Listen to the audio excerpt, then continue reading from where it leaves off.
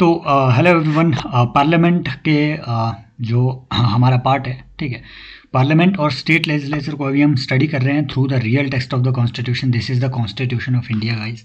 और इसमें एग्जैक्टली जो लिखा हुआ है उसको स्टडी करके और रियल सोर्सेज, जैसे फॉर एग्जांपल अगर हमने कोई मोशन को स्टडी करना है तो भाई रियल जो सोर्सेज है उसके rules of procedures in Lok Sabha and Rajya Sabha etcetera, उनके थ्रू हम यहाँ पे पूरी पॉलिटी को कवर कर रहे हैं। आप डेली सेशन ज्वाइन कर सकते हैं।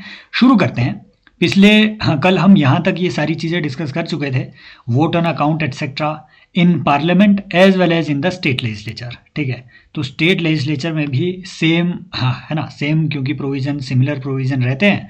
तो ऑलरेडी यहाँ तक हम इन सारी चीज़ों को डिस्कस कर चुके थे। ध्यान में बस ये चीज़ें रखनी है। अगर वो बोले कि vote on account, vote of credit, exceptional grant, special grants, है ना, supplementary grants, additional grant, excess grant, ये जो ग्रांट्स हैं क्या ये मेंशन की गई है कॉन्स्टिट्यूशन में या सिर्फ ये रूल्स ऑफ प्रोसीजर्स में है? तो यस, ये मेंशन की गई है कॉन्स्टिट्यूशन में। अब आगे का आज का कार्यक्रम करते हैं। आज का वीडियो शॉर्ट रहने वाला है क्योंकि थोड़े से ही चीज़ें बची हुई है पार्लियामेंट के बारे में। कमिटीज़ को भी आज डिस्कस करेंगे। बहुत शॉर्ट में सारी चीज़ें हम यहाँ पे आज एकदम सुलटा देंगे, ठीक है। हाँ, तो मे बी ये 25 या 30 मिनट का वीडियो रहेगा। मैं भी कोशिश करूँगा जल्दी जल्दी करें।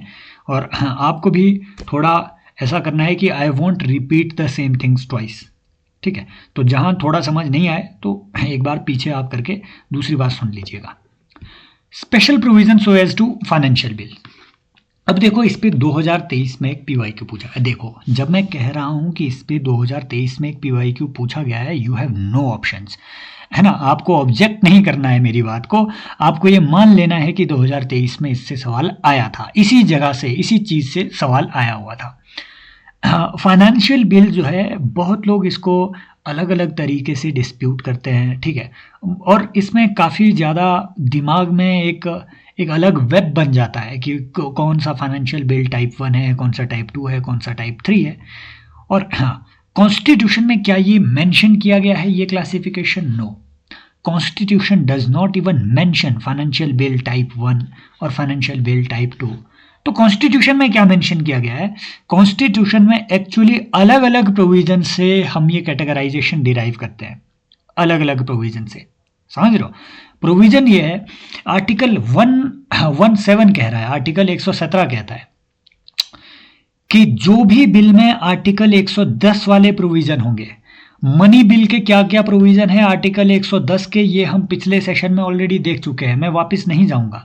कि अगर कोई भी बिल टैक्स को बढ़ाने घटाने के लिए लाया गया है, ठीक है, अगर कोई भी बिल किसी भी तरीके के एक्सपेंडिचर को चार्ज एक्सपेंडिचर डिक्लेयर करने के लिए लाया गया है, कंसोलिडेटेड फंड ऑफ इंडिया और कंटिजेंसी फंड ऑफ इंडिया के रेगुलेशन से रिलेटेड लाया गया है, कंसोलिडेटेड फंड ऑफ इंडिया या कंटिजेंसी फंड ऑफ इंडिया से अप्रोप्रिएशन के लिए लाया गया है, इन सारे पर्पजेज के लिए A to F अगर कोई भी, है ना, जो उसमें मेंशन किए गए हैं, पिछले कल हम ऑलरेडी देख चुके हैं, पिछला सेशन देखो उसके लिए।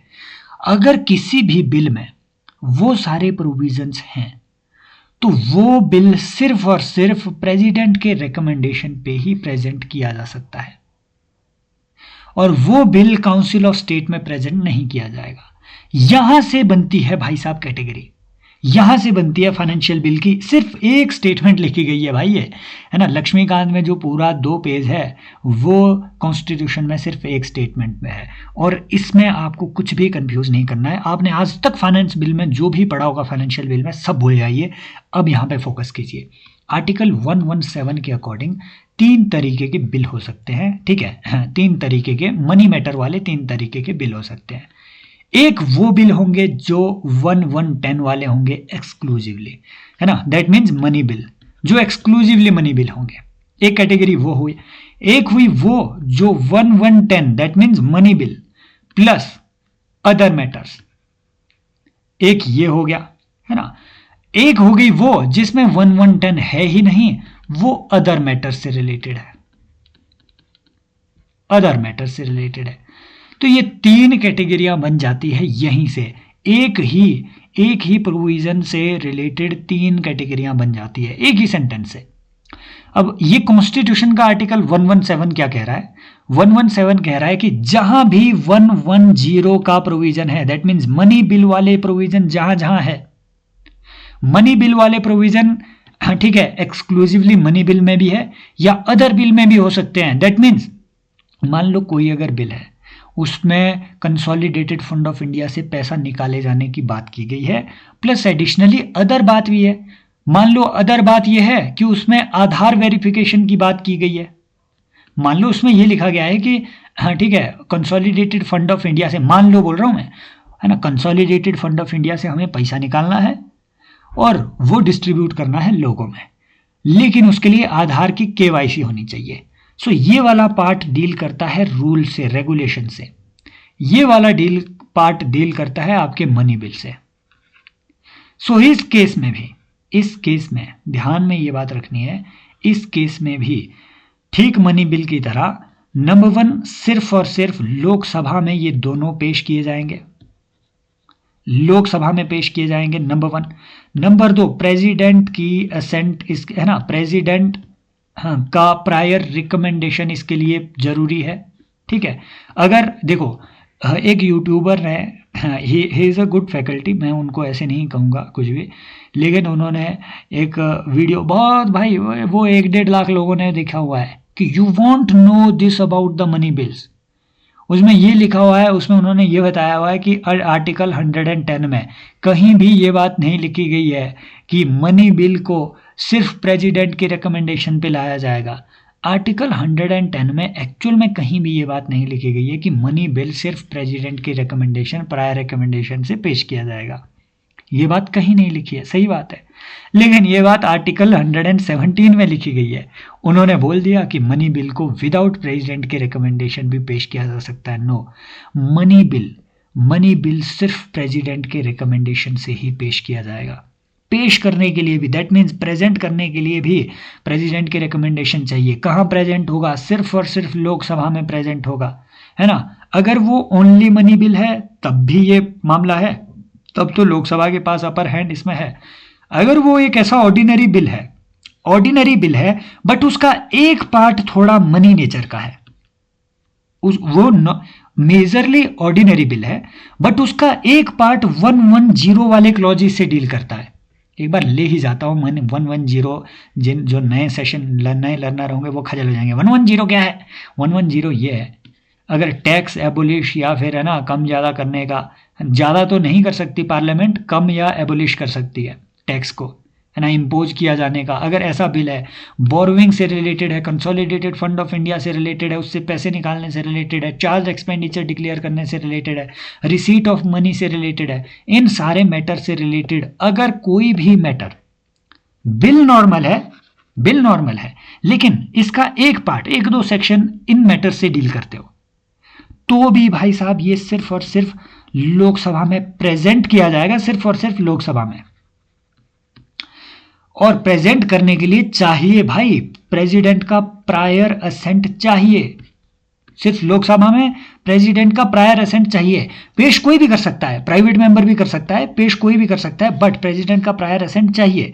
जहां भी 110 इन्वॉल्व होगा प्रेसिडेंट का प्रायर असेंट चाहिए। बट इस केस में क्योंकि ये मेजरली एक नॉर्मल बिल है, तो बाकी की जो प्रोसीडिंग्स होगी पेश करने और प्रेसिडेंट के असेंट के अलावा बाकी की जो सारी प्रोसीडिंग होगी, सारी प्रोसीडिंग हाउस के अंदर, वो ऑर्डिनरी बिल की होगी। दैट मीन्स इसके लिए ज्वाइंट सिटिंग भी करवाई जा सकती है। इस वाले के लिए ज्वाइंट सिटिंग भी करवाई जा सकती है। इस वाले को प्रेसिडेंट, ठीक है, इस वाले बिल को प्रेसिडेंट वापस भी भेज सकता है रिकंसिडरेशन के लिए। क्यों? क्योंकि बाकी की प्रोसीडिंग इसकी ऑर्डिनरी होगी। समझ रहे हो बात को? लेकिन जो अदर मैटर से रिलेटेड है, अदर मैटर माने इनमें से कोई भी मैटर नहीं, 110 वाला कोई भी मैटर नहीं, अदर मैटर माने मान लो टैक्स के लॉज, सिर्फ टैक्स के लॉज चेंज करने हैं, टैक्स के सिर्फ लॉज चेंज किए जाने हैं, या फिर मान लो है ना कोई भी अदर मैटर जो कि फाइनेंशियल नेचर का हो, टैक्स लॉज, कस्टम्स के लॉज, कस्टम की अथॉरिटी इस्टेब्लिश करनी हो, एटसेट्रा। अब देखो कस्टम की अगर अथॉरिटी इस्टेब्लिश करनी है, प्रपोजल कोई भी दे सकता है, मान लो कस्टम्स के लिए आपने एक नई कस्टम अथॉरिटी इस्टेब्लिश करनी है, तो आम आदमी भी वो प्रपोजल दे सकता है गवर्नमेंट को कि हाँ यार ये करो थोड़ा। तो सिमिलरली आम एमपी भी वो प्रपोजल दे सकता है, वो प्रेजेंटेशन आम एमपी भी कर सकता है लोकसभा में। पर अगर ऐसे सारे लोग करने लग जाए, ऐसी रिकमेंडेशन अगर सारे एमपी देने लग जाए, तब तो फालतू के बड़े सारे इसमें डिस्कशन है ना, फालतू का डिस्कशन हो जाएगा, उसमें फालतू के बिल पेश होना शुरू हो जाएंगे, वो भी ऐसे सिग्निफिकेंट मैटर में, लॉज के मैटर में। तो इसके लिए इसमें रखा गया है एक प्रोविजन कि पेश आप कर दो, विदाउट प्रेसिडेंट की रिकमेंडेशन भी पेश आप कर दो। ठीक है, आप विदाउट प्रेसिडेंट की रिकमेंडेशन भी बिल को पेश कर सकते हैं, लेकिन पास करने से पहले प्रेसिडेंट की रिकमेंडेशन जरूरी होगी। पेश आप कर दो, कहीं पे भी कर दो, इसको तो राज्यसभा में भी कर दो, लोकसभा में भी कर दो, पेश कहीं भी कर दो ऑर्डिनरी बिल की तरह। सिर्फ एक दिक्कत है, वो ये है ना, पास भी करो आप सिर्फ है ना ऑर्डिनरी बिल की तरह। दैट मीन्स ज्वाइंट सिटिंग भी हो सकती है, प्रेसिडेंट रिटर्न भी कर सकता है, मनी बिल को नहीं कर सकता है, एक्सक्लूसिव मनी बिल को प्रेसिडेंट रिटर्न नहीं कर सकता, either he can give the assent और withhold the assent. But यहां पेश तो आप कर दो, पास करने से पहले प्रेसिडेंट का रिकमेंडेशन होना चाहिए। In a nutshell, now comes the significant part, the revision part. Article 117 क्या कह रहा है? 3 कैटेगरी है, एक एक्सक्लूसिवली 110 वाली जो हमने ऊपर पढ़ी, एक 110 plus other provision, other financial provision, ऐसा नहीं कुछ भी भाग बसड़ हो, नहीं, एक अदर फाइनेंशियल प्रोविजन वाली जिसमें 110 इन्वॉल्व नहीं है। ये फुल मनी बिल है, ये फुल मनी बिल है जो हमने कल पढ़ा। इसको प्रेसिडेंट रिटर्न नहीं कर सकता, ओनली लोकसभा में है ना, और इसके लिए कोई जॉइंट सिटिंग नहीं हो सकती। क्यों? क्योंकि लोकसभा का ऑलरेडी अपर हैंड है। कैसा अपर हैंड? कि राज्यसभा के पास सिर्फ 14 दिन है। एक हुआ ये वाला। भाई साहब, इसको प्रेजेंट सिर्फ लोकसभा में किया जा सकता है, प्रेसिडेंट का है ना, प्रेसिडेंट का प्रायर असेंट चाहिए, लेकिन जॉइंट सिटिंग हो सकती है। बाकी सारे जो प्रोसीडिंग्स है वो ऑर्डिनरी बिल की तरह होगी, ऑर्डिनरी बिल की तरह होगी। दैट मीन्स राज्यसभा इसे रिजेक्ट भी कर सकती है, राज्यसभा पे ये 14 दिन वाली लिमिट इसमें नहीं लगेगी। बाकी सारी प्रोसीडिंग ऑर्डिनरी बिल वाली होगी, बस ये 2 क्लॉजेज है। इसमें पेश ये लोकसभा राज्यसभा कहीं भी हो सकता है, लेकिन पास होने से पहले, किसी भी हाउस में पास होने से पहले प्रेसिडेंट की है ना, प्रेसिडेंट की रिकमेंडेशन पहले चाहिए। पास होने से पहले, पेश कोई भी कर दे, विदाउट रिकमेंडेशन भी कर दे, पास होने से पहले प्रेसिडेंट की रिकमेंडेशन चाहिए। दैट मीन्स द स्पीकर और the chairman will refer such bill to the consideration of president. जब ऐसा हो गया है ना, उसके बाद का पूरा प्रोसीजर ऑर्डिनरी लॉ वाला, दैट मीन्स जॉइंट सिटिंग भी हो सकती है। सिंपल बात, नो बकवास। आर्टिकल 117 पढ़ने का अब कोई ज़्यादा फायदा नहीं है। ये बात कहा गया है साथ में कि कोई भी एक्सपेंडिचर अगर आपको कंसोलिडेटेड फंड ऑफ इंडिया से ठीक है निकालना है, तो वो प्रेसिडेंट की रिकमेंडेशन के बिना निकल ही नहीं सकता है। इसीलिए आपको प्रेसिडेंट की रिकमेंडेशन यहाँ जरूरी है पहले। जहाँ भी 110 इन्वॉल्व होगा, प्रेसिडेंट की रिकमेंडेशन पहले जरूरी है, पेश करने से पहले। समझ रहे हो? फिर आता है ये प्रोविजन कि रूल्स ऑफ प्रोसीजर। देखो, सेम बात गवर्नर और स्टेट लेजिस्लेचर के। हे भगवान, ये इसको क्या हो जाता है बार बार। 1 सेकेंड गाइस, हाँ हो गया। सेम बात जो है गवर्नर और स्टेट लेजिस्लेचर के रिस्पेक्ट में है ना, हाँ, स्टेट में भी दी गई है। ये देखिए, सेम फाइनेंशियल बिल का प्रोविजन है, ठीक है, गवर्नर के रिस्पेक्ट में। वैसे ही रूल्स ऑफ प्रोसीजर हाउस का कौन डिसाइड करेगा? State legislature. इंपॉर्टेंट बात यह है, इंपॉर्टेंट बात यह है कि हाउस के जो अलग अलग हाउसेस के रूल होंगे वो स्टेट लेजिस्लेचर डिसाइड करेगा, ठीक है। हाँ, और इम्पोर्टेंट बात यह है कि सब्जेक्ट टू सच, और ये स्टेट लेजिस्लेचर का मैंने बोला, एक अगर each house of the parliament they can decide their rules of procedures until such rules are made, rules of procedure and standing orders in force immediately before the commencement of the constitution।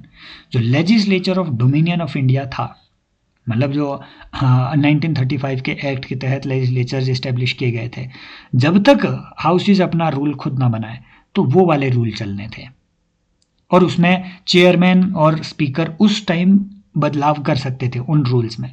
Important बात यह है, यहाँ से वो सवाल ये पूछेगा आपसे कि क्या आज के दौर में अपने आज के हाउस ऑफ, है ना, जो भी रूल्स ऑफ प्रोसीजर है लोकसभा या फिर राज्यसभा के, क्या चेयरमैन और स्पीकर उन्हें अमेंड कर सकते हैं या फिर क्या वो डिसाइड करते हैं? No, house shall decide the rules of procedure. Chairman अपने हिसाब से उसे या फिर उसे टेम्पर नहीं करेगा। इंपॉर्टेंट बात नंबर 1 ये है। नंबर दूसरी बात यह है कि जो जॉइंट सीटिंग है उसके रूल्स कौन डिसाइड करेगा? जॉइंट सीटिंग के रूल्स प्रेसिडेंट डिसाइड करेंगे। Chairman of council of state और स्पीकर ऑफ लोकसभा के साथ मिल करके, है ना, उनके साथ कंसल्टेशन करके जॉइंट सीटिंग कैसे चलाई जानी है उसके रूल्स कौन डिसाइड करेगा? प्रेसिडेंट। खास क्वेश्चन यहाँ से ये बनेगा, जॉइंट सीटिंग के बारे में क्वेश्चन ये बनेगा। मान लो स्टेटमेंट 1 वो ये दे दे कि joint sitting can be summoned for money bill, तो वो स्टेटमेंट गलत हो जाएगी। Can be summoned for constitutional amendment bill, वो भी गलत हो जाएगी। सही बात है, गलत हो जाएगी। दूसरी स्टेटमेंट वो आपको दे देगा कि the rules for the regulation of joint sitting is framed by speaker, no, framed by president. Constitution mention करता है। या फिर बहुत ही भयंकर स्टेटमेंट ये देगा कि कॉन्स्टिट्यूशन एज पर कॉन्स्टिट्यूशन, ऐसे वो आगे लगाएगा, एज पर कॉन्स्टिट्यूशन ऐसे वो आगे लगाएगा, फिर वो बोलेगा कि as per constitution speaker shall chair the joint sitting and in speaker's absence deputy speaker of Lok Sabha shall chair and in his absence deputy chairman of Rajya Sabha shall chair, या फिर in the absence of all these functionaries any such person elected by the joint sitting for that purpose shall chair the sitting। अगर वो ये statement दे दे जो कि आपने लक्ष्मीकांत में पढ़ी है, आगे लगा दे एज पर कॉन्स्टिट्यूशन, तो वो गलत हो जाएगा। क्यों? क्योंकि एज पर कॉन्स्टिट्यूशन बस इतना लिखा है कि स्पीकर, जो भी जॉइंट सिटिंग होगी उसको कौन चेयर करेगा? Speaker of the house. अगर उसकी एब्सेंस हुई तो कौन चेयर करेगा? लिखा ही नहीं है। ये कौन डिसाइड करेगा? ये डिसाइड किया जाएगा under the rules made by president for that purpose. तो जॉइंट सिटिंग के लिए प्रेसिडेंट ने जो है ना, जो पार्लियामेंट जॉइंट सिटिंग रूल्स बनाए हैं, ठीक है, उन रूल्स में ये मेंशन किया गया है। नंबर 1 ये मेंशन किया गया है कि joint sitting shall be regulated by the rules of procedures of Lok Sabha. पहली बात ये मेंशन की गई है। दूसरी बात ये मेंशन की गई है उन रूल्स में कि जॉइंट सिटिंग में स्पीकर ऑर्डिनरली चेयर करेगा, अगर स्पीकर नहीं होगा तो डेप्यूटी स्पीकर करेगा, अगर डेप्यूटी स्पीकर नहीं हुआ तो डेप्यूटी चेयरमैन करेगा, अगर डेप्यूटी चेयरमैन भी नहीं हुआ तो such person as may be elected by the members of that joint sitting for that purpose. मतलब उस केस में जॉइंट सिटिंग के जो लोग हैं वो इलेक्ट करेंगे अपने में से एक मेंबर को to chair the joint sitting. समझ रहे हो? तो ये जो चीज़ है ये आपसे इसमें पूछी जा सकती है, क्योंकि आई थिंक कि जो लक्ष्मीकांत में चीज़ें दी हुई है वो सिर्फ और सिर्फ इतनी दी गई है, राइट। वो सिर्फ इतनी दी गई है कि जॉइंट सिटिंग में कौन कैसे क्या चेयर करेगा। जितना मैं अभी भी देख पा रहा हूँ ये मेरे अभी खुली ही है, ठीक है।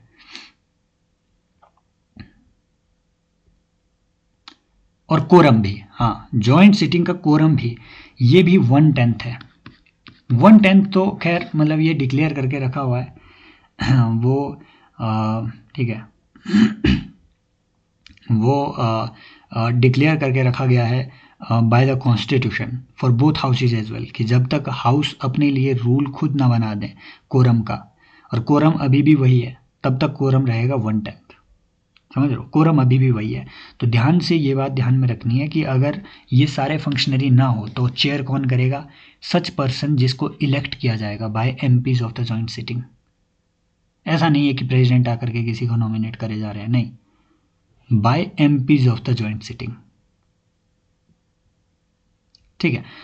तो ये बात है। बाकी जॉइंट सिटिंग के बारे में मुझे, ठीक है, कोई ज़्यादा इसमें नहीं बताना है, कुछ है भी नहीं बताने के लिए। फिर आता है regulation by law of procedure of parliament in relation to financial. ये ऑलरेडी हमने ऊपर देख लिया, क्योंकि जो भी हम ऊपर है ना देखे हुए ना, आर्टिकल 117 वाला जो हमने देखा, ये एक्चुअल में एक्सक्लूसिवली आर्टिकल 117 के प्रोसीजर से नहीं लाया गया है, कुछ प्रोविज़न इसके भी उसमें इंक्लूडेड है। मैंने बताया ना कि ये जो ऊपर के फाइनेंशियल बिल्स है, 3 टाइप के बिल्स है ना, फाइनेंशियल बिल्स, ये कुछ एक बातें इसकी लिखी गई है 117 में, कुछ एक बातें लिखी गई है 1110 में, कुछ एक बातें लिखी गई है आपकी 106 में, है ना, 6 या 107 में। तो वहाँ से थोड़ा थोड़ा थोड़ा थोड़ा करके ये एक पूरा टेबल बनता है। तो ये अलग अलग प्रोविज़न का है। 117 में तो सिर्फ इतनी सी बात लिखी गई है कि मनी बिल वाला जो मामला है, 110 वाला मामला, ये सिर्फ प्रेसिडेंट के रिकमेंडेशन पे पेश किया जा सकता है। तो है ना, बजाय इसके कि सारे आर्टिकल को एक एक करके वो फाड़ें, मेन कॉन्सेप्ट ये है, ये फंडा ध्यान में रखना, बस इतने से मामला बन जाएगा। नेक्स्ट ये कि भैया पार्लियामेंट में बात करनी है तो लैंग्वेज क्या हो। वो है ना, जब पीके आया था, हाँ, पीके जब हमारे गोला में एंटर हुआ तो उसकी एक बड़ी प्रॉब्लम थी कि लैंग्वेज क्या हो। तो वो जाकर के हर किसी का हाथ पकड़ने लगा। तो वो, हाँ, क्या नाम है उसका, संजू बाबा, वो देख लिया, संजू बाबा देख लिया कि बाबा ये क्या कर रहा है, मेरे साथ चलो। तो वो उसको ले गया, है ना, वो उसको ले गया मीना बाज़ार में। मीना बाज़ार में उसको एक स्त्री मिली, स्त्री उसे अंदर ले गई, उसने अंदर उसका हाथ पकड़ लिया, 6 घंटे तक स्कैन किया पीके ने। आपको वो सीन याद है कि हमें तुम्हारा इंग्लिश, तुम्हारा वो जानना है, लैंग्वेज जानना है। तो पीके को भी लैंग्वेज की ज़रूरत पड़ी इस गोला में, पार्लियामेंट में क्यों नहीं पड़ेगी।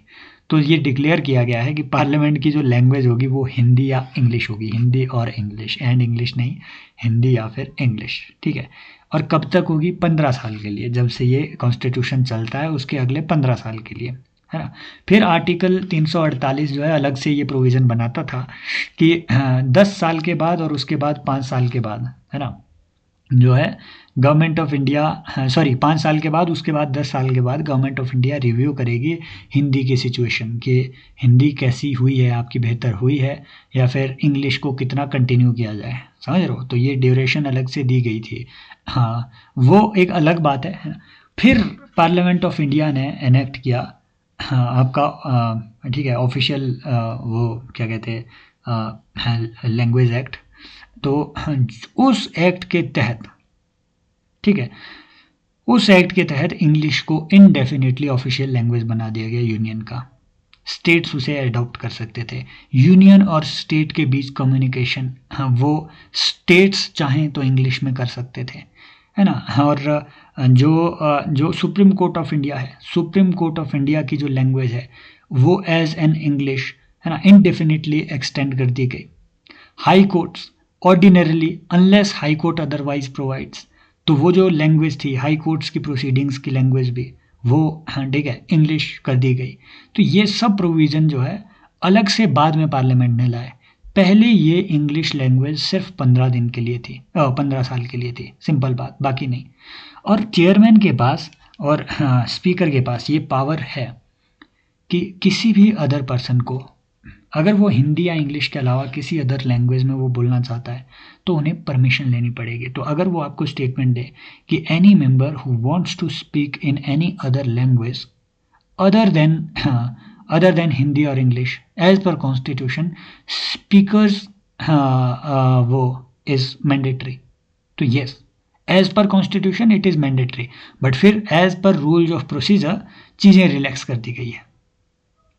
As per constitution it is mandatory, yes, speaker may permit और मे नॉट। अगर वो बोले कि it is mandatory for speaker और council of chairman of the council of the state to permit a member to speak in vernacular language, अगर वो ऐसे statement दे दे, no, they may permit, they may not permit as well. तो permission लेनी पड़ेगी उसके लिए अगर उसने किसी वर्नाक्यूलर लैंग्वेज में अगर वो बोलना है तो। फिर restriction on discussion in parliament, ये कहता है, अब देखो, अगर वो बोले कि बैलेंस ऑफ पावर इंडिया में कैसे इस्टेब्लिश किया गया है, ठीक है, सेपरेशन ऑफ पावर इंडिया में कैसे इस्टेब्लिश किया गया है, वो ये है, आर्टिकल 121 बोल रहा है कि सुप्रीम कोर्ट की जज जितना मर्जी भाषण कर ले, हाई कोर्ट के जज जितना मर्जी गंदगी फैला दे, तुम उनके कंडक्ट को पार्लियामेंट में डिस्कस नहीं करोगे। क्या कभी डिस्कस नहीं करोगे? No, there is one occasion जब वो डिस्कस नहीं किए जा सकते। वो कब? जब एक सब्सटेंटिव मोशन लाया जाए। सब्सटेंटिव मोशन क्या होता है? इसमें भी बड़े कन्फ्यूजन रहता है। मोशंस कई तरीके के होते हैं, ठीक है, मोशंस कई तरीके के होते हैं। एक है ना, एक होता है आपका substantive motion, that means it is a stand alone motion, very powerful stand alone motion. इसकी अपनी एग्जिस्टेंस होती है, इंडिपेंडेंट। फॉर एग्जाम्पल, मेरा एक सब्सटेंटिव मोशन है, मैं चाहता हूँ कि एक रेजोल्यूशन पास किया जाए पार्लियामेंट में कि पीओके आज से अपना, तो वो स्टैंड अलोन रेजोल्यूशन है भाई, वो कहीं पास्ट से किसी रेजोल्यूशन को ड्रॉ नहीं कर रहा है। एक मोशन होता है आपका, ठीक है, ये एक मिनट मुझे छींक आ रही है ठीक है। एक हो सकता है सब्स्टिट्यूट मोशन। सब्स्टिट्यूट क्या होता है? सब्स्टिट्यूट माने कि हाँ, कि एक चीज को दूसरी चीज से, है ना, बदला जा रहा है, that is your substitute motion. So if motion A is being substituted by motion B, ये पिछला वाला मोशन ये गड़बड़ था भाई, इसको मैं यहाँ दूसरा मोशन ला रहा हूँ, ठीक है, इस वाले मोशन को आप, नए वाले मोशन को आप जो है अडॉप्ट करो, that is your substitute motion, है ना। इसके भी अलग अलग तरीके होते हैं, एंसिलरी मोशन टाइप, है ना। हाँ, तो ये कुछ चीज़ें होती है। सबॉर्डिनेट मोशन, दैट मीन्स कि एक मोशन ऑलरेडी प्रेजेंट है, मोशन है, इसी का एक सबॉर्डिनेट प्रोविजन, मैं इसमें कुछ डालना भूल गया तो मैं बोलूँगा कि इसका सबॉर्डिनेट प्रोविजन है एक, है ना, ये मैं एक एडिशनल मोशन के थ्रू इसमें ऐड करना चाह रहा हूँ। So there are different different motions जो लाए जाते हैं, है ना। ये एक सब्सटेंटिव मोशन, किसी को भी रिमूव करना सब्सटेंटिव मोशन होता है। किसी के भी रिमूवल के लिए लाया जा रहा मोशन, ये नॉर्मली सब्सटेंटिव मोशन होता है। नॉर्मली नहीं, ये सब्सटेंटिव ही मोशन होता है, क्योंकि एक जज के रिमूवल के लिए आप अलग से ही मोशन लाओगे। So whenever a substantive motion is under observation for the removal of the जजेस of Supreme Court and High Court. अब वो रिमूव कैसे होंगे ये हम अगले कल वाले सेशन में देखेंगे।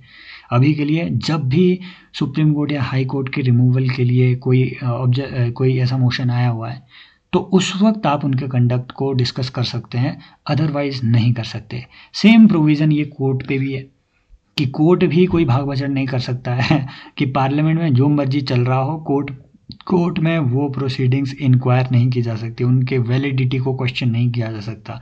और नो ऑफिसर और मेंबर ऑफ द पार्लियामेंट, भले वो कुछ भी बोल दे, उनका कंडक्ट ऑफ बिजनेस जैसा मर्जी हो, वो कोर्ट में आप उसे इंक्वायर नहीं कर सकते। There is another thing, there is article 329, ये कहता है कि इलेक्शन मैटर में कोई भी कोर्ट इंटरवीन नहीं करेगा except according to the procedure provided by the parliament by law. Parliament ने उसके लिए लॉ बनाया है, representation of peoples act. Representation of peoples act कहता है कि अगर कोई भी इलेक्शन आपका हो रहा है, जनरल इलेक्शन हो रहा है, तो उस इलेक्शन की पिटीशन कहाँ फाइल की जाएगी? हाई कोर्ट में। समझ रहे हो?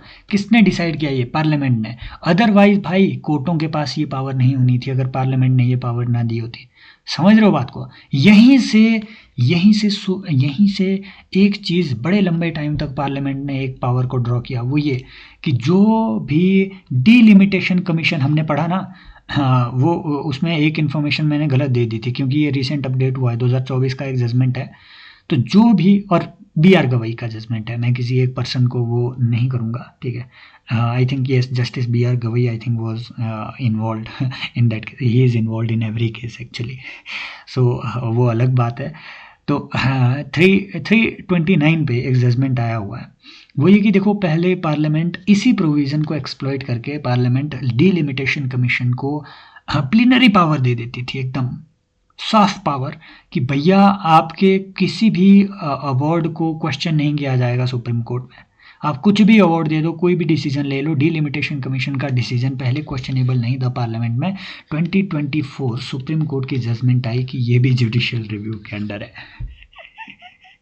मैंने बोला किसी दिन ये सूरज का जुडिशियल रिव्यू करेंगे कि तुम में विस्फोट हो कैसे रहा है, कर कैसे पा रहे हो तुम ये, हम इसे रिव्यू करते हैं।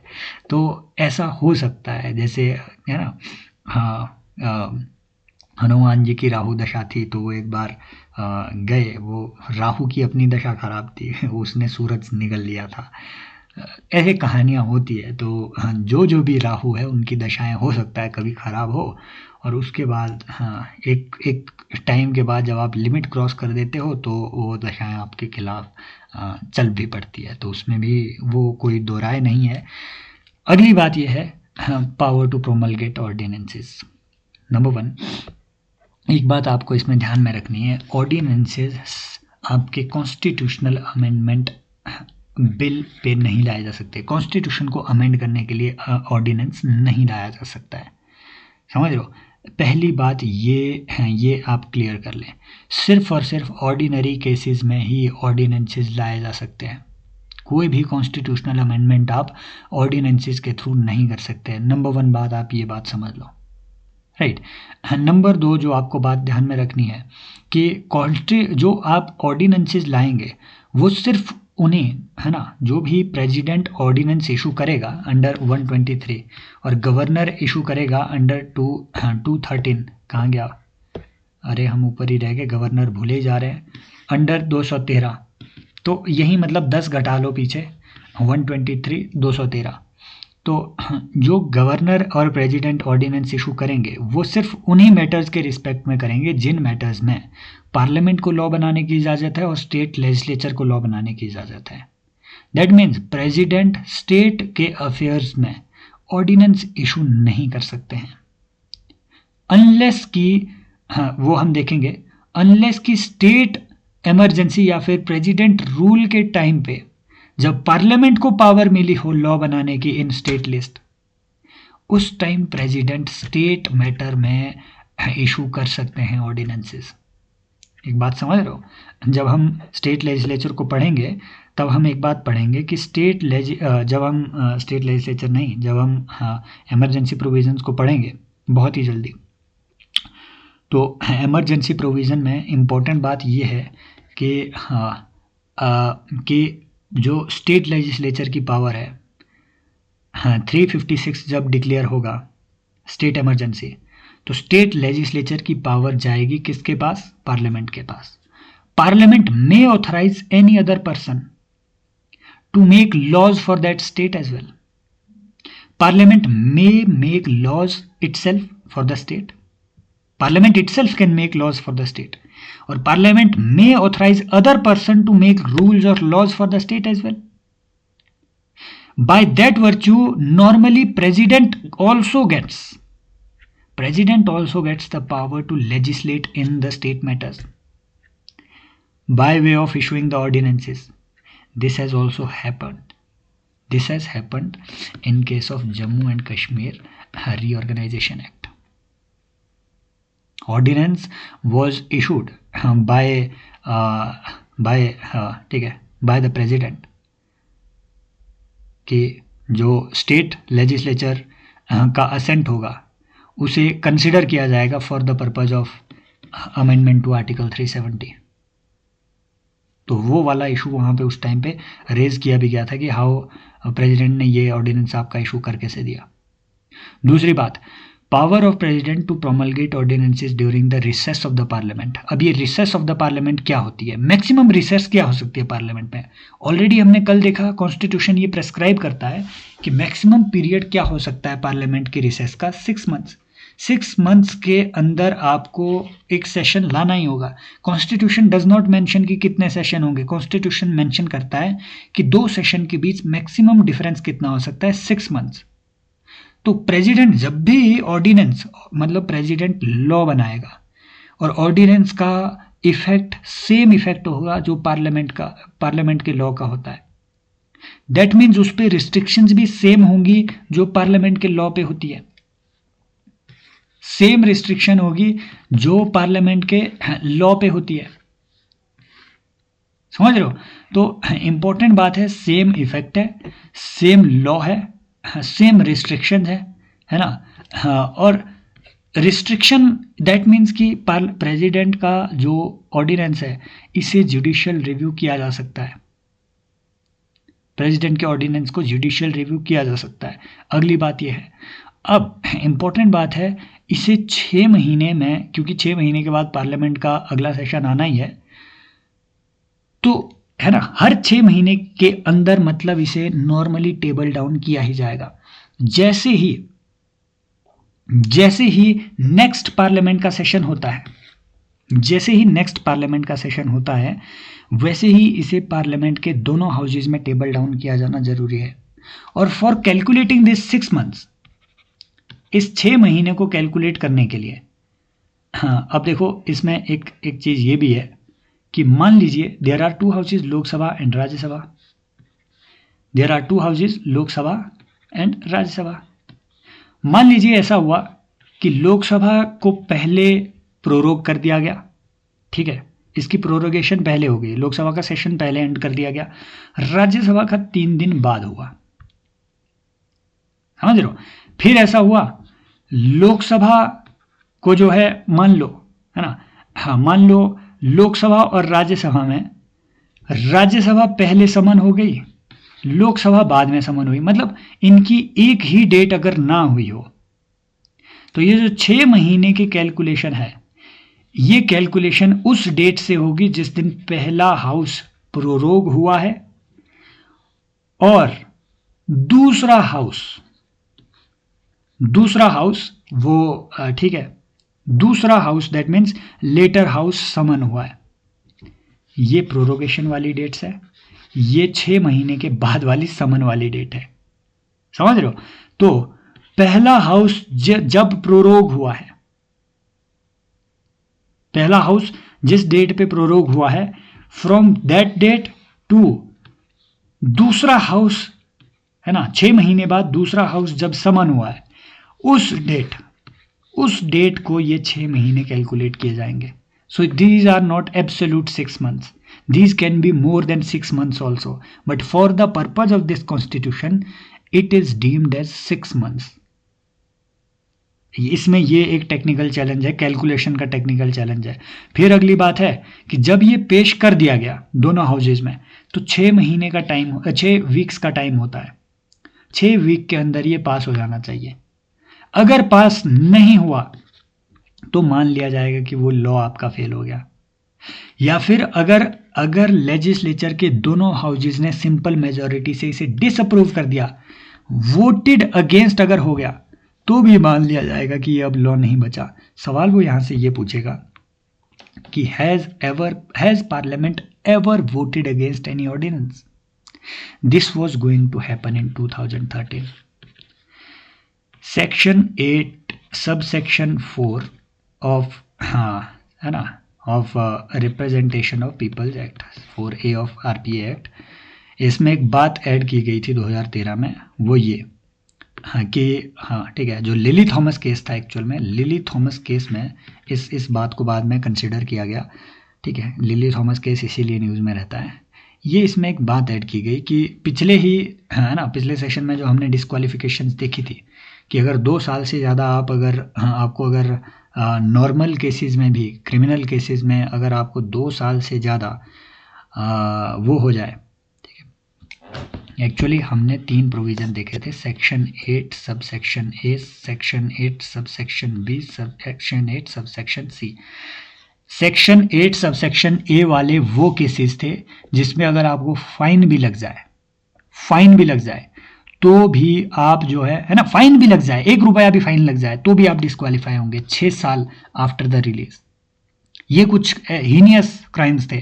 फॉर एग्जांपल, अगर आप नेशनल सिक्योरिटी एक्ट के तहत अगर आप, है ना, आप पे कोई फाइन लगता है, आपको अगर NDPS एक्ट के तहत अगर चार्ज किया जाता है, आपको अगर promoting enmity between the groups के लिए अगर आपको चार्ज किया जाता है, ठीक है, सिडिशन के चार्जेस पे अगर आपको चार्ज किया जाता है, समथिंग लाइक दैट, है ना, ऐसे बहुत सारे उसमें क्राइम्स लिखे हुए थे कि ये क्राइम के लिए अगर आप कमिटेड हो तो आप इवन अगर फाइन भी लगता है तो भी आप जो है मान लिए जाओगे कि आप, हाँ वो है, ठीक है, आप डिस्क्वालीफाइड है फॉर 6 मंथ्स।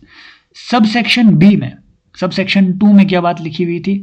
सबसेक्शन 2 में ये बात लिखी हुई थी कि अगर आप मिनिमम 6 मंथ्स के लिए इसमें अगर जेल होते हो, फॉर एग्जांपल होर्डिंग के लॉ के अंडर अगर आप मिनिमम 6 मंथ्स के लिए अगर आपको जेल होता है, डॉरी प्रोहिबिशन एक्ट के तहत अगर आपको मिनिमम 6 मंथ्स का जेल होता है, तो आप 6 ईयर के लिए डिस्क्वालीफाई किए जाएंगे। तीसरा क्लॉज ये था कि ऊपर वाले किन्हीं भी केसेस में, इन केसेस के अलावा अगर किसी भी दूसरे केस में आपको 2 ईयर से ज़्यादा क्रिमिनल केस में जेल होती है तो भी आप 6 साल के लिए, 6 साल after the release and previous term of jail, है ना, इस पूरी टर्म के लिए आप डिस्क्वालीफाई होंगे। इन सब चीज़ों से एक एग्जेम्पशन देने की कोशिश की थी मनमोहन सिंह जी की सरकार ने 2013 में सिटिंग MPs और MLAs के लिए। ये बोला गया था कि मान लो अगर हाँ किसी भी सिटिंग MP या MLA को कन्विक्ट भी कर दिया गया है और उन्होंने उसके लिए एक याचिका डाल रखी है कोर्ट में, पिटीशन डाल रखी है, रिव्यू पिटीशन डाल रखी है या अदर पिटीशन डाल रखी है कोर्ट में, अगर वो पिटीशन उनकी पेंडिंग है तो उस केस में उन्हें डिस्क्वालीफाई नहीं किया जाएगा। That means there is an issue of inequality कि ऑर्डिनरी पर्सन को तो भाई आप डिस्क्वालीफाई कर जा रहे हो, लेकिन जो MP है या एमएलए है, just by reason of being an MP और MLA he is not subject to disqualification. Convict तो वो भी है, समझ रहे हो बात को। सो इस वजह से ये एक प्रोविजन लाया जा रहा था इसमें, और इसमें बड़ा डिबेट हुआ था। Even Rahul Gandhi ji was against it, he said it is absolute nonsense, है ना। और ये ऑर्डिनेंस के थ्रू लाया गया था। बाद में, है ना, बाद में इसी पे उतने में क्योंकि ये लिली थॉमस केस हो गया था, और लिली थॉमस केस में सुप्रीम कोर्ट ने इस अमेंडमेंट को ऑलरेडी अनकॉन्स्टिट्यूशनल डिक्लेयर कर दिया था। दिस इज़ नॉनसेंस उन्होंने पहले भी कहा था, ये फिर पार्लियामेंट ने पास किया था, लेकिन parliament was definitely going to vote against it.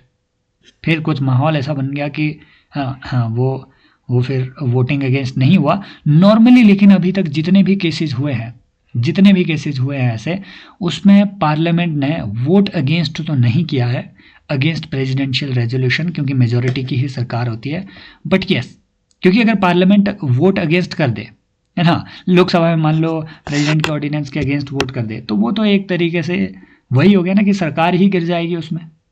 लेकिन ये जरूर हुआ है कि बहुत सारे ऑर्डिनेंसेस फेल हुए हैं, उनको मतलब पास नहीं कराया जा सका है, उनके फेवर में वोट नहीं लाया जा सके हैं। तो अगर ऐसे फॉर एग्जांपल मैं आपको एक एग्जांपल देता हूँ, 2014 बिफोर यूपीए गवर्नमेंट का टाटा बाय बाय हुआ था, उससे पहले यूपीए गवर्नमेंट ने लैंड एक्विजिशन के लिए ऑर्डिनेंस अपना, ठीक है, एक ऑर्डिनेंस लाए थे। तो वो ऑर्डिनेंस बाद में पेश ही नहीं किया गया गवर्नमेंट के द्वारा, फिर वो लैप्स हो गया 6 महीने के अंदर। एंड इंपॉर्टेंट बात यह है, ऑर्डिनेंस को प्रेसिडेंट खुद रिवोक भी कर सकते हैं by a notification. President can say कि ये जो पहले हमने ऑर्डिनेंस लाया, ये इसको हम it stands revoked as well. Same provision governor के रिस्पेक्ट में है, स्टेट में सेम प्रोविजन गवर्नर के रिस्पेक्ट में है। बाकी कुछ भी नहीं है, पार्लियामेंट इसी के साथ अपना समाप्त होता है। कुछ एक चीज़ें थोड़ा देखते हैं, ठीक है ना। Rules of procedure of parliament में कुछ चीज़ें देखते हैं।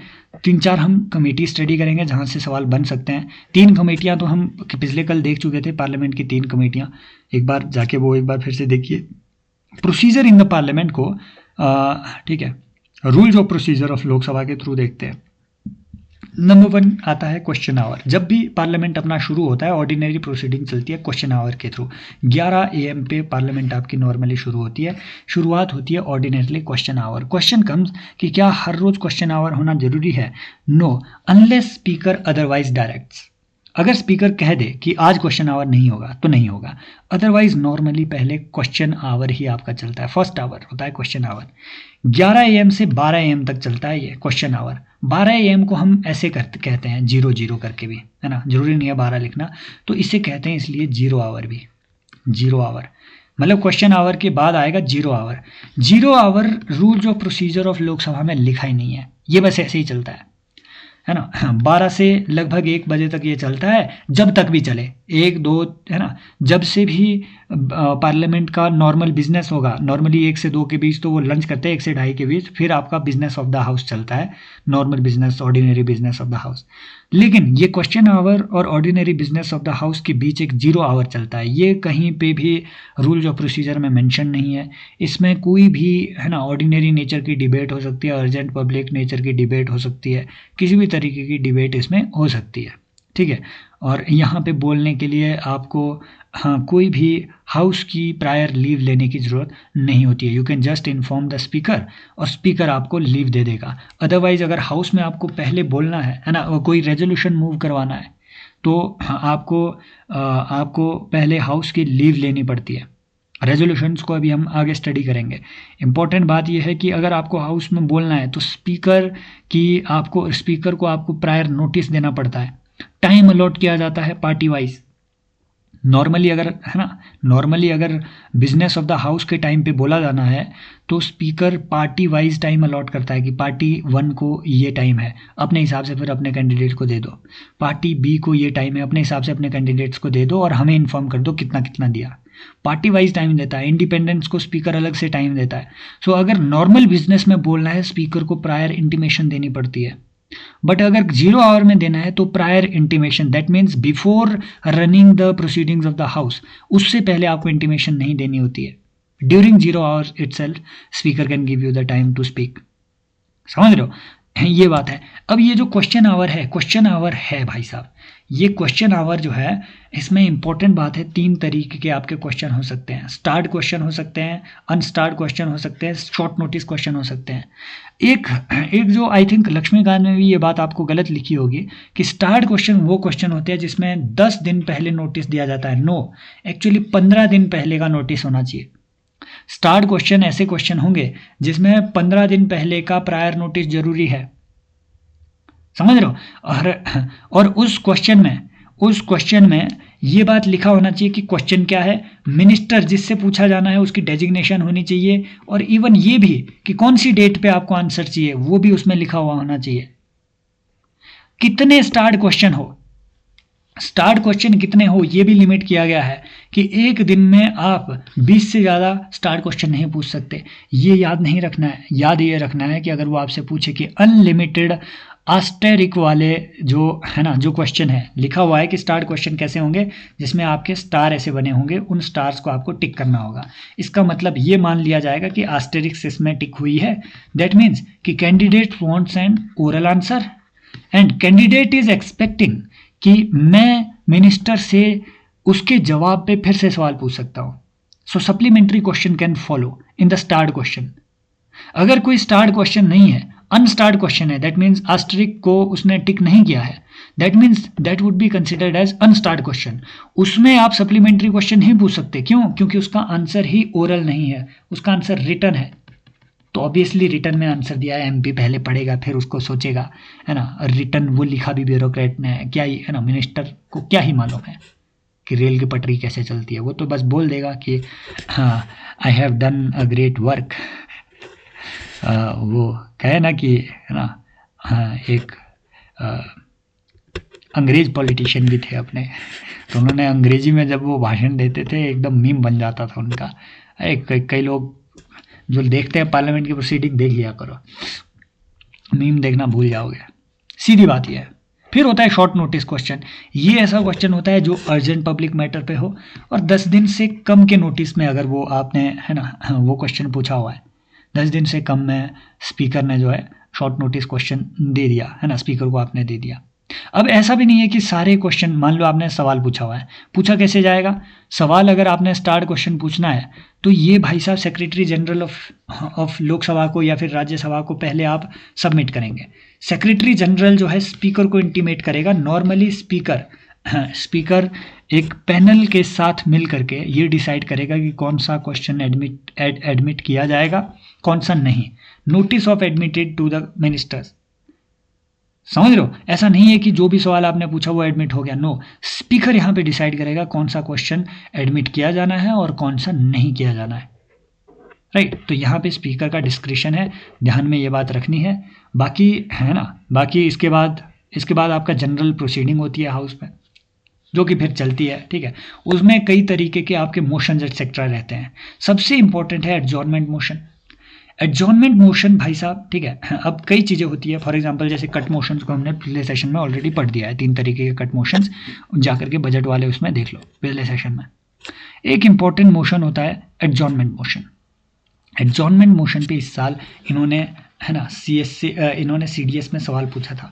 सवाल ऐसा पूछा था, उसमें एक ऑप्शन ये था कि adjournment motion can not discuss the issues related to state government. वो बात सच थी, लोगों ने उसे एक्सट्रीम मान के एलिमिनेट करवाया है। सबकी आंसर किया गलत है, उसमें सबकी आंसर किया गलत है, क्योंकि उनको इतना मेहनत करना ही नहीं है। 56 को पढ़े, 57 को पढ़े, वो इतने डेप्थ में आपसे सवाल पूछ रहे हैं, है ना, उनको ये क्लॉजेज पढ़ने ही नहीं है। एडजॉर्नमेंट मोशन एक्चुअल में एक बहुत सिग्निफिकेंट मोशन होता है। ठीक है, इसमें एलिमेंट ऑफ सेंसर इन्वॉल्व हो सकता है गवर्नमेंट के खिलाफ। ये किसी भी अर्जेंट मैटर से रिलेट हो सकता है और ये स्पीकर के कंसेंट से ही लिया जाएगा। इंपॉर्टेंट बात है कि आपकी लक्ष्मीकांत ने झूठ बोल के रखा है कि अगर एडजॉर्नमेंट मोशन पेश किया जाना है तो क्या पहले 50 मेंबर्स के द्वारा वो मोशन साइन होना चाहिए? पहले साइन होना चाहिए क्या? नो, जो रूल्स है, rules of procedure of Lok Sabha, वो कुछ अलग बोलता है। वो ये बोलता है कि स्पीकर अपना डिस्क्रिशन लगा सकता है। एडजॉर्नमेंट मोशन मान लो पर्सन ए ने सबमिट किया, स्पीकर के पास डिस्क्रिशन है कि वो उस मोशन को एक्सेप्ट करे या रिजेक्ट करे। बट अगर स्पीकर के रिजेक्ट होने के बाद ऑब्जेक्शन रेज किया जाता है, अगर स्पीकर के हाँ ठीक है के रिजेक्ट किए जाने के बाद ऑब्जेक्शन रेज किया जाता है बाय मेंबर्स कि आपने लीव क्यों नहीं ग्रांट की, दैट मीन्स इस रेजोल्यूशन को टेकअप करने के लिए है ना, ये एडजॉर्नमेंट मोशन को टेकअप करने के लिए आपने लीव क्यों नहीं, टाइम क्यों नहीं ग्रांट किया हमें, अगर ऐसा ऑब्जेक्शन लगाया जाता है तो स्पीकर उन मेंबर्स को बोलेगा, रिक्वेस्ट करेगा कि प्लीज स्टैंड अप। और अगर 50 से ज़्यादा मेंबर स्टैंड अप हो गए तो फिर स्पीकर हाउस को इन्फॉर्म करेगा कि भैया कि हाँ ठीक है कि जो है लीव ग्रांट कर दी जाती है। समझ रहे हो बात को? लेकिन नो कॉन्फिडेंस मोशन के केस में अलग है। नो कॉन्फिडेंस मोशन के केस में अलग है। आई थिंक यहाँ वो ठीक है, मोशन फॉर नो कॉन्फिडेंस कहाँ ले जाऊँ मैं आपको, उधर सीधा ही ठीक है, मैं सीधा ही आपको यहाँ पे खुद ही बता देता हूँ कि वो हाँ ये जो है नो कॉन्फिडेंस मोशन के केस में थोड़ा अलग है। लक्ष्मीकांत में बताया गया है कि दोनों सेम है। नो कॉन्फिडेंस मोशन तब लाया जाता है जब लोकसभा में जो मान लो नॉर्मली ऑपोजिशन के द्वारा लाया जाता है, जब लोकसभा में उन्हें ये प्रेजेंट करना हो, ये एक्सप्रेस करना हो कि गवर्नमेंट के पास कॉन्फिडेंस नहीं है, मेजॉरिटी नहीं है, उसके लिए नो कॉन्फिडेंस मोशन लाया जाता है। नो कॉन्फिडेंस मोशन में है ना चीज़ें डिफरेंट चलती है। मोशन कोई भी ला सकता है, डेफिनेटली कोई भी ला सकता है। जब मोशन एक्सेप्ट या रिजेक्ट किया जाना होगा तो स्पीकर उस वक्त है ना एक्सेप्ट या है ना रिजेक्ट करने या एक्सेप्ट करने से पहले ही स्पीकर भाई साहब रिक्वेस्ट करेंगे उन मेंबर से कि आप अपनी अपनी जगह पे खड़े हो जाए। अगर 50 से ज्यादा मेंबर खड़े हो गए तो स्पीकर उसे ठीक है उसे डिक्लेयर कर देगा कि यस मोशन इज एक्सेप्टेड। अगर खड़े नहीं हुए तो स्पीकर उसे डिक्लेयर करेगा कि मोशन इज रिजेक्टेड। समझ रहे हो? तो ये बात थोड़ा ध्यान में रखनी है कि नो कॉन्फिडेंस मोशन के बारे में स्पीकर के पास अनब्रिडल्ड पावर नहीं है एक्सेप्ट या रिजेक्ट करने की। अगर वो बोले कि no confidence motion must be accepted by the speaker, no. क्यों? क्योंकि वो तभी एक्सेप्ट किया जाएगा अगर 50 मेंबर खड़े होते हैं उनके। ऐसे तो हर कोई नो कॉन्फिडेंस मोशन ला देगा। लेकिन अगर वो बोले कि speaker has unbridled power to reject और accept the no confidence motion, no confidence motion के बारे में स्पीकर की पावर्स लिमिटेड है, even more limited than the adjournment motion. Adjournment motion urgent public importance के इश्यूज को डिस्कस करने के लिए किया जाता है। ये दोनों मोशन जो हमने पढ़े है ना, दोनों motion adjournment motion as well as no confidence motion, ये दोनों एक्स्ट्रा ऑर्डिनरी डिवाइसेज है और सिर्फ लोकसभा में पेश हो सकते हैं, राज्यसभा में नहीं। एडजॉर्नमेंट मोशन देखो, नो कॉन्फिडेंस मोशन का तो सिंपल है, आपको कोई भी कारण नहीं बताना है कि क्यों आप ये मोशन ला रहे हैं। सिंपल ये एक्सप्रेस करने के लिए कि गवर्नमेंट के पास मेजॉरिटी नहीं है, इसके लिए कोई भी मेंबर नो कॉन्फिडेंस मोशन पेश कर सकता है। बट यस, एक्सेप्ट होने से पहले आपके पास 50 लोगों की स्ट्रेंथ होनी चाहिए, पेश कोई भी कर सकता है। समझ रहे हो? इंपॉर्टेंट बात है। लक्ष्मीकांत में ऊट पटांग लिखा हुआ है, बहुत ऊट पटांग वहां पे लिखा हुआ है, क्योंकि उन्होंने ओवर सिंप्लीफाई करने की चीज की है, तरीका किया है। In fact I am making it more simple. अगली बात यह है, कुछ रिस्ट्रिक्शंस भी है इस मोशन में। जो आपका एडजॉर्नमेंट मोशन है, इसमें कुछ रिस्ट्रिक्शन है कि भैया एक से ज़्यादा मोशन एक ही मैटर पे नहीं आने चाहिए एक मेंबर के द्वारा। ऐसा नहीं कि बार बार मोशन आप डालो, रिजेक्ट होता जाए, फिर से डालो। Not more than one matter, है ना। और अगली बात यह है कि सिर्फ और सिर्फ उन इश्यूज को इसमें डिस्कस किया जा सकता है, उन इश्यूज में गवर्नमेंट ऑफ इंडिया की क्रिटिसिज्म किया जा सकता है जो गवर्नमेंट ऑफ इंडिया से बिलोंग करते हैं। स्टेट गवर्नमेंट मान लो, या फिर कोई सेंट्रल है ना, कोई भी लोकल गवर्नमेंट, कोई प्राइवेट एंटिटी एटसेट्रा, उनसे रिलेटेड कोई इशू हो तो वो डिस्कस नहीं किया जा सकता। स्ट्रिक्टली गवर्नमेंट ऑफ इंडिया का इशू यहाँ डिस्कस होगा। प्रिविलेज का कोई इशू होगा तो ये डिस्कस ना करे, वो उसको प्रिविलेज कमेटी प्रिविलेज मोशन के अंडर डिस्कस करेगा। समझ रहे हो? And it shall not revive discussion. Discussion है ना, जिस डिस्कशन को पहले सेटल किया गया है उसे ये फिर रिवाइव नहीं करेगा, और ऐसा कोई भी इशू इसमें टेकअप नहीं किया जाएगा जो कि कोर्ट ऑफ एक्चुअली में कॉन्स्ट है ना, एक्चुअल में जो भी मोशन होते हैं उनमें से कोई भी मोशन ऐसे इशू को नहीं रेज कर सकता है जिस पे ऑलरेडी डिस्कशन हो चुका हो। कोई भी मोशन डिफेमेटरी चीज़ों को नहीं ले सकता है, कोई भी मोशन उन चीज़ों को नहीं ले सकता है जो कोर्ट में ऑलरेडी कंसिडर की जा रही हो, जो सब जुडिस मामला हो। सीधी बात है, क्यों? पार्लियामेंट पे रिस्ट्रिक्शन है, कोर्ट की प्रोसीडिंग को वो डिस्कस नहीं कर सकते, सिंपल बात, clear, right. This is about your no confidence motion etcetera, and then comes your, ठीक है, सेंसर मोशन। एक और चीज़ है सेंसर मोशन, ठीक है। कॉलिंग अटेंशन तो खैर है ही, ये कॉलिंग अटेंशन मोशन आपका लोकसभा राज्यसभा कहीं पे भी आ सकता है। गवर्नमेंट की स्पेशल अटेंशन किसी भी एक मुद्दे में कॉल करने के लिए लाया जाता है। एक्स्ट्राऑर्डिनरी डिवाइस नहीं है, लेकिन ये मोशन, हाँ ठीक है, ये मोशन आपका यूनानिमसली पास होना चाहिए, ये ज़रूर एक अच्छी बात है, ठीक है। अगर वो बोले कि it must be passed unanimously, yes it must be passed unanimously by the house, ठीक है। There shall be no debate on such statement at the time it is made, but each member those house that item stands in the list of business में, ठीक है। मतलब इस बात पे debate ही नहीं होती है कि ये वाला जो इशू रेज किया जा रहा है वो बिजनेस में ऐड किया जाए या ना किया जाए, है ना। तो कॉलिंग अटेंशन मोशन नॉर्मली ये कुछ एक इश्यूज़ के लिए ही लाया जाता है ना। और इस मोशन पे कोई डिबेट नहीं होती है कि लाया जाए मोशन या ना लाया जाए। अगर स्पीकर ने बोल दिया कि मोशन एक्सेप्टेड तो मोशन एक्सेप्टेड, स्पीकर ने बोला मोशन रिजेक्टेड तो रिजेक्टेड, सीधी बात है ना। इसके बारे में सिंपल प्रोविज़न ये है, स्पीकर इस पे अपना रैशनैलिटी काफ़ी ज़्यादा एक्सरसाइज करते हैं, ठीक है। अगली बात यह है, एक सेंसर मोशन होता है। अब कहाँ मैं इसमें प्रोसीजर में नीचे ढूंढूँ, मैं सिंपल आपको ये बताऊँ क्यों, क्योंकि सुबह देयर वाज अ लर्नर जिन्होंने मुझसे पूछा कि क्या सेंसर मोशन राज्यसभा में पास किया जा सकता है। There is an institution Pigeon IAS, Pigeon IAS एक बड़ा इंस्टीट्यूट है, बहुत बड़ा इंस्टीट्यूट है पिजन आईएएस। तो इनका एक टेस्ट सीरीज़ था, उसमें किसी ने लिख रखा था कि सेंसर मोशन राज्यसभा में भी पास हो सकता है। Not actually. सेंसर मोशन जब भी बोले वो सेंसर मोशन, ये सिर्फ लोकसभा में पास होगा। इसमें इंडिविजुअल है ना, individual members of council of minister को भी इसमें सेंसर किया जा सकता है, ठीक है। उनके खिलाफ निंदा लाई जा सकती है, सिर्फ लोकसभा में आएगा। अगली बात, सेंसर मोशन से रेजिग्नेशन नहीं होता है, नो कॉन्फिडेंस मोशन से रेजिग्नेशन होता है। अगर प्रेसिडेंट का वोट ऑफ थैंक्स पास ना हो, जो हमने कल पढ़ा, रेजिग्नेशन हो जाता है। अगर कट मोशन लाया जाए रेजिग्नेशन हो जाता है, ठीक है, हाउस का, है ना। अदरवाइज अगर सेंसर मोशन पास हो तो उसमें रेजिग्नेशन जरूरी नहीं है हो जाए, होता ही नहीं है, ठीक है। रेजिग्नेशन इज़ नॉट मैंडेटरी, सिर्फ लोकसभा में आ सकता है। इम्पॉर्टेंट बात यह है सेंसर मोशन की, ठीक है, कि अनलाइक नो कॉन्फिडेंस मोशन जिसमें पहले रीज़न बताना पड़ता, जिसमें रीज़न नहीं बताना पड़ता है कि क्यों ये मोशन लाया जा रहा है, सेंसर मोशन में सेंसर का रीज़न बताना पड़ता है कि क्यों आप ये निंदा कर रहे हो, क्या इशू है, तो वो रीज़न बताना पड़ता है। और स्पीकर में एडमिट इट और रिजेक्ट इट एज वेल, यहाँ स्पीकर अपना विजडम लगाते हैं सेंसर मोशन में, समझ रहे हो। बाकी तो ऐसे ही गड़बड़ झाले मोशन है। कई बोलते हैं कि हाँ, no day named yet motion, ये एक्चुअल में कुछ नहीं होता है, ये ऐसा मोशन है जिसे एक्सेप्ट कर दिया गया हो लेकिन टाइम अभी तक नहीं दिया गया हो, ऐसे मतलब ये मोशन स्पेसिफिक नहीं है उतने, और उसमें कोई बहुत ज़्यादा भसड़ नहीं भी है, ठीक है।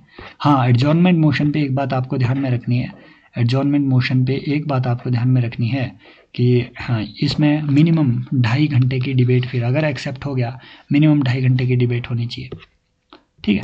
अब जो कमेटीज़ है, हाउस की जो कमेटीज़ है, हाँ, इनमें से 3 कमेटी हमने कल ऑलरेडी डिस्कस कर ली थी, पब्लिक अकाउंट कमेटी, है ना, एस्टीमेट कमेटी, और हमने committee on public undertaking CPU, ये 3 कमेटी ऑलरेडी हमने देख ली थी। 24 DRSCs का स्ट्रक्चर भी हमने पिछले कल देख लिया था। जो बाकी कमेटियाँ हैं, अब फालतू की कमेटियाँ हैं, कमेटी ऑन वुमन, है ना, committee on petition, committee on this, committee on that, वो कमेटियाँ आपको हर चीज़ याद नहीं रखनी है, इनका स्ट्रक्चर लगभग सिमिलर रहता है, वहाँ हमने नहीं जाना है। सवाल वो उनमें से किसी से भी नहीं पूछेगा, ट्रस्ट में। सवाल वो कहाँ से पूछेगा, सवाल वो 3-4 इंपॉर्टेंट कमेटियों से पूछेगा। नंबर 1, 3 कमेटी ऐसी याद रखनी है जो कि सिर्फ और सिर्फ चेयर, है ना, जो कि चेयरमैन ही चेयर करते हो, चेयरमैन या फिर स्पीकर ही चेयर करते हो। नंबर 1 है रूल्स कमेटी, नंबर 1 है बिजनेस एडवाइजरी कमेटी, नंबर 3 है ठीक है general purpose committee. Rules committee जो है, ध्यान में ये बात रखनी है, ये अकेली ऐसी कमेटी है जिसमें राज्यसभा में ज़्यादा मेंबर है, 16 मेंबर है कंपेयर टू लोकसभा। लोकसभा में 15 मेंबर है, राज्यसभा में 16 मेंबर है। तो ये अकेली ऐसी कमेटी है जिसमें राज्यसभा में ज़्यादा मेंबर आते हैं, लोकसभा में कम। बिजनेस एडवाइजरी कमेटी, भाई साहब इसे भी चेयर करता है आपका ठीक है ये स्पीकर और चेयरमैन ठीक है। और अगली बात है आपके जनरल पर्पज कमेटी, ये भी स्पीकर और चेयरमैन इसमें है ना, और इसके मेंबर लगभग बाकी सारी कमेटी के मेंबर भी इसमें, जो चेयरमैन है वो इसके मेंबर रहते हैं। जनरल पर्पज कमेटी ये बहुत बड़ी कमेटी होती है, right. Business advisory committee, 1 minute, इसका मेंबरशिप आप एक बार देख लेना, एक बार ये मतलब चेक करके कंफर्म कर लेना। आई थिंक इसकी मेंबरशिप हाँ ठीक है, may be this is the regular membership इसकी 10 है ना, 15 और 10 इसकी मेंबरशिप होनी चाहिए, exact membership I am also forgetting, और है ना वो उतना ज़रूरी भी नहीं है। 1 second, let me check it. मतलब हर चीज़ को इसमें, हर कमेटी को जानना ज़रूरी नहीं है, बट ये जो ऊपर की 3 कमेटियाँ हैं जो हमने पिछले कल पढ़ी, इसके मेंबरशिप स्ट्रक्चर ठीक है 22 और 30 वो ज़रूरी है, उनके मेंबरशिप से आपसे वो सवाल पूछ सकते हैं, राइट। यस 15 और 10 नहीं, एक्चुअल में ये बिजनेस एडवाइजरी कमेटी 15 और 11 होती है, ठीक है। तो ये इसमें थोड़ी बात ध्यान में रखनी है। And there are 2 committees also जो सिर्फ लोकसभा में मिलेगी, राज्यसभा में नहीं मिलेगी। एक है committee on private members bill, सिर्फ लोकसभा में मिलती है, इसके 15 मेंबर है, और डेप्यूटी चेयरमैन जो है वो इसके चेयरमैन हाँ ठीक है रहते हैं इस कमेटी के, डेप्यूटी स्पीकर, ये सिर्फ लोकसभा में मिलती है। दूसरा है committee on absence of members, इसमें भी 15 मेंबर होते हैं लोकसभा में, और डेप्यूटी स्पीकर। लोकसभा की मैक्सिमम जितनी कमेटियां हैं उनमें 15 मेंबर रहते हैं नॉर्मली, ठीक है। खैर 2-3 कमेटियां ऐसी है जिसमें 20 मतलब 30 मेंबर रहते हैं। एक committee on welfare of SC/ST है, इसमें 20 + 10 होते हैं, ठीक है। Committee on empowerment of women है, इसमें भी 20 + 10 होते हैं। हर चीज़ को मत ऐसे रखो, नॉर्मल स्ट्रक्चर यही है सभी कमेटियों का कि लोकसभा में 15 मेंबर, राज्यसभा में 10 मेंबर ऑर्डिनरी कमेटीज़ का, और इनके जो चेयरमैन हैं वो नॉमिनेट किए जाएंगे किसके द्वारा, by the chair of the house. बस ये 3 कमेटियों को स्पेसिफिकली ध्यान में रखना है कि इनका चेयरमैन खुद चेयर ऑफ द हाउस होता है, स्पीकर एंड चेयरमैन। ये अलग अलग होती है, राज्यसभा में अलग, लोकसभा में अलग। और ये होती है ज्वाइंट कमेटियाँ, पब्लिक अकाउंट कमेटी, ठीक है 22 होती है, 15 + 7 इनका स्ट्रक्चर है। कमेटी ऑन पब्लिक अंडरटेकिंग 22 है, 15 + 7 members, 15 from Lok Sabha, 7 from Rajya Sabha. Estimate committee 30 members, ये सबसे बड़ी होती है। एस्टिमेट कमेटी के पास कोई भी कैग का रिपोर्ट नहीं आता है। पब्लिक अकाउंट कमेटी 2 कैग की रिपोर्ट पढ़ती है ना, normally 2, and that is number 1 report on finance account, report on appropriation account. Appropriation account होता है कि भैया जो पैसा निकाला ठीक से कि नहीं। फाइनेंस अकाउंट होता है जो पैसा निकाला वो है ना, वो पैसा आपने सही रूल्स और रेगुलेशन के तहत निकाला कि ठीक नहीं। अप्रोप्रिएशन अकाउंट जो पैसा निकाला उस पैसे का यूज उसी काम के लिए किया जिसके लिए दिया गया था या नहीं। टॉयलेट बनाने के लिए दिया हुआ था, आपने मान लो टैंक बना दिया तो वो गड़बड़ हो गई। कमेटी ऑन पब्लिक अंडरटेकिंग भी कैग की एक रिपोर्ट को पढ़ती है, that is report on public undertaking. तीसरी रिपोर्ट की होती है कैग की। बाकी स्ट्रक्चर इनका वही है, सिमिलर हम पढ़े हुए हैं 1921 का क्या इसका इशू है ना, हम वो सब चीज़ें ऑलरेडी पिछले सेशन में हम देखे हुए हैं। बाकी इसमें कोई कमेटियाँ ज़्यादा मतलब दिमाग भाग बचड़ मत करो, ये 3 कमेटियाँ याद रखनी है, ये 2 कमेटियाँ याद रखनी है, ठीक है। प्राइवेट मेंबर्स बिल की कमेटी सिर्फ लोकसभा में मिल रही है, और एब्सेंस ऑफ मेंबर्स की कमेटी लोकसभा में मिल रही है। ये दोनों को राज्यसभा में नहीं, ये अलग से बनाई गई है, ये कमेटियाँ राज्यसभा में नहीं है। राज्यसभा में बिजनेस एडवाइजरी कमेटी ही इनका इशू देख रही है, बस समझ रहे हो, बस इतनी सी बात है। बाकी पार्लियामेंट इसी के साथ समाप्त होती है, हो तो बहुत पहले। Thank you so much, take care, bye bye. और आप जो है ज्वाइन कर सकते हैं टेलीग्राम चैनल एटसेट्रा, जो भी करना हो, और चाहें तो आप इस कोर्स में एनरोल कर सकते हैं प्रीलिम्स से पहले, प्रीलिम्स का पंचनामा। Thank you so much. वैसे अब मत ही करो, मत ही करो, 1 महीना बचा हुआ है, मत करो भाई। Take care, bye bye, as always love you all.